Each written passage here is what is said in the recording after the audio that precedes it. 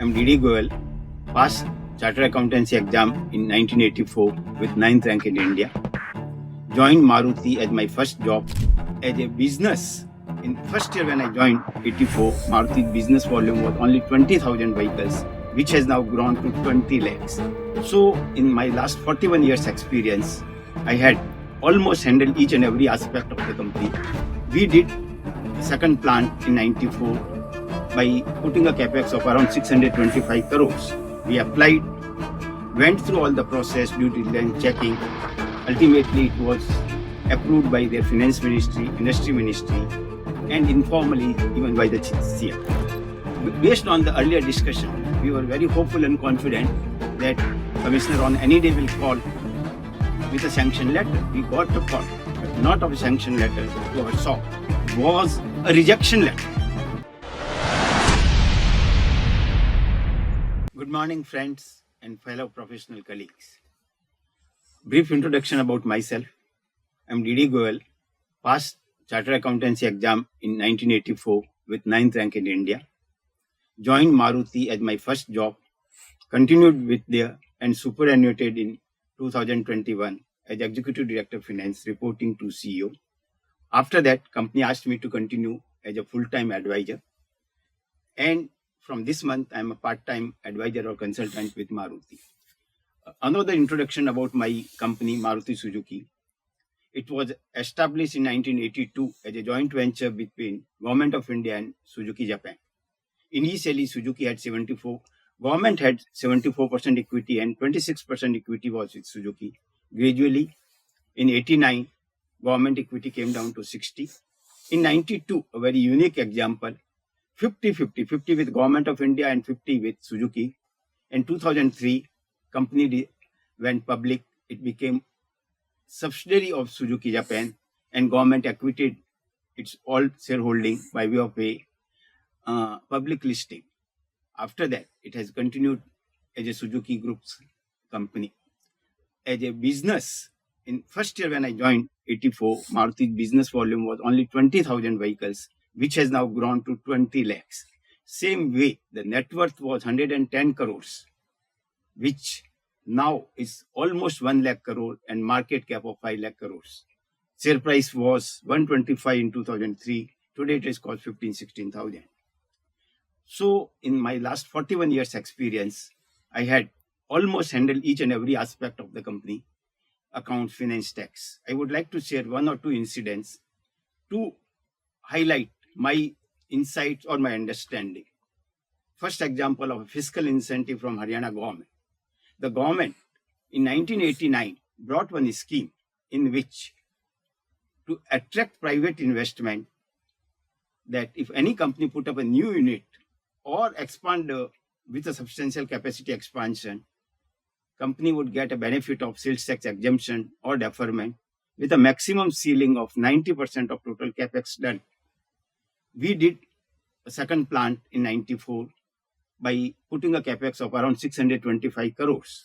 So 90% of that, 560 crore was the amount available as a sales tax exemption. We applied, went through all the process, due diligence checking. Ultimately, it was approved by their finance ministry, industry ministry, and informally even by the CM. Then we were told it will go through the normal process of approvals. And in addition to finance industry, it will also go for legal vetting.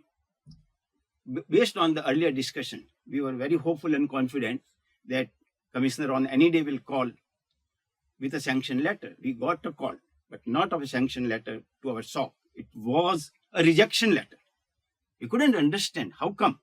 At last moment, they say your application has been rejected. When we understood, they say, as per the legal definition, we are not a private sector company. To properly communicate this issue, I would like to read out the exact words of the law, which is Haryana General Sales Tax Rule 1975, Rule 28F. Says eligible industrial unit means any new industrial unit or existing unit which has obtained certificate of registration under the Act. Condition second, is not a public sector undertaking where state or central government held 51% or more shares. Third, is not included in Schedule 3, which is negative items list. Maruti up to 92 60% or more shares were with the central government. Hence, as per that definition, we are not a private sector. We understood that looks like the draftsman who drafted the law had made a typo error, but last 24 years, nobody has pointed out. So we had at that time two options, because law ministry, based on their understanding, they were right. So either we go to court and get that solved, or request the government to solve. We chose the last path because to us that's a better way. It took time, got convinced, and ultimately in 1999 they issued a corrigendum with only two words, that in Rule 28AF, read holds, holds, HOLDS, holds in place of held. And the problem got resolved. We got all the benefits. The learning from this one, which is my belief, that whenever we implement any tax law for our business transactions, we must very carefully read each and every word, each comma, and not go by the general interpretation or intention or fairness. In tax law, it's a golden rule. If the exact words can be made possible, if that gives some meaning, that would prevail. The real intention or fairness would be secondary. So if there is any time where we feel the particular tax law wordings is giving a unfair or improper meaning, possible meaning, better is to take up with the government at that time. Then, whenever we implement any tax law, if it's administrative inconvenience, you have to maintain some extra document, better to do. But if that result, because of ambiguity, result into extra tax cost, better to pay and seek refund or go for advance ruling. After that, I would like to share another example of digitization on the GST. As we know, when the country moved from the VAT excise law, GST came, and which started with all digital process. Registration was digital.